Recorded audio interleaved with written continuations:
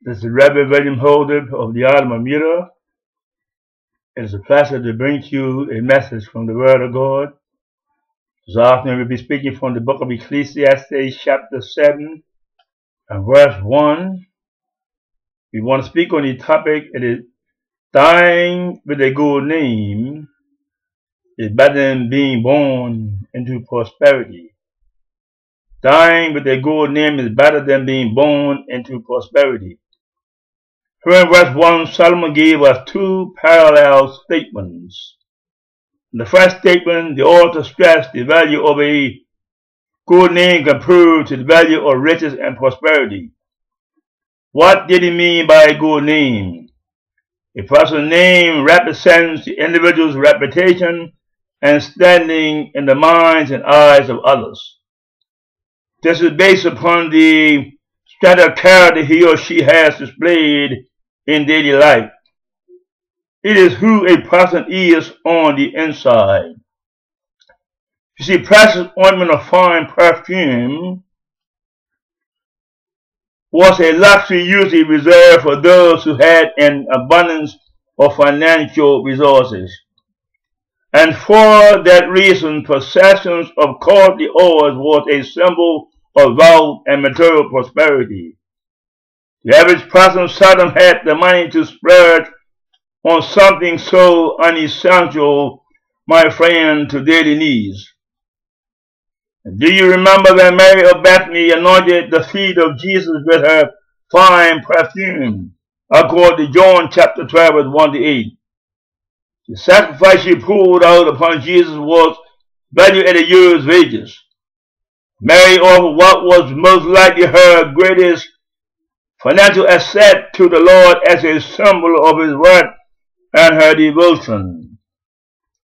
But note again that the value of her oil of fine fragrance was equivalent to an entire year's earnings for an average laborer. You see, Solomon's, my friend, lesson is simply this. If a person must choose between a good name and a lifestyle of extravagant affording only to the wealthy, choose a good name.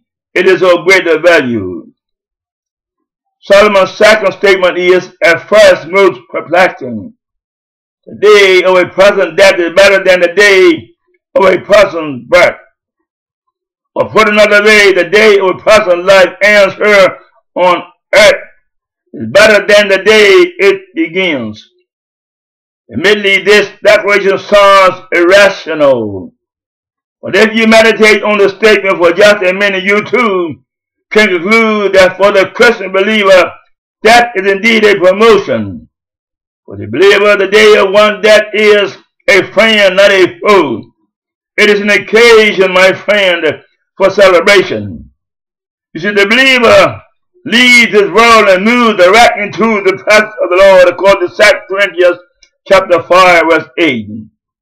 The believer's toil, labor, trials, and tribulations, pain and suffering all lie behind, not ahead. The believer moves to a land of perfection, a place where no pain or suffering exists, according to Revelation chapter 14, verse 13, and Revelation chapter 21, verse 4.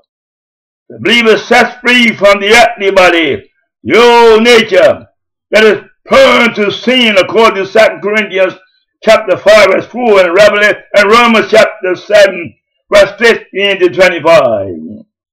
The believer's faith becomes sight.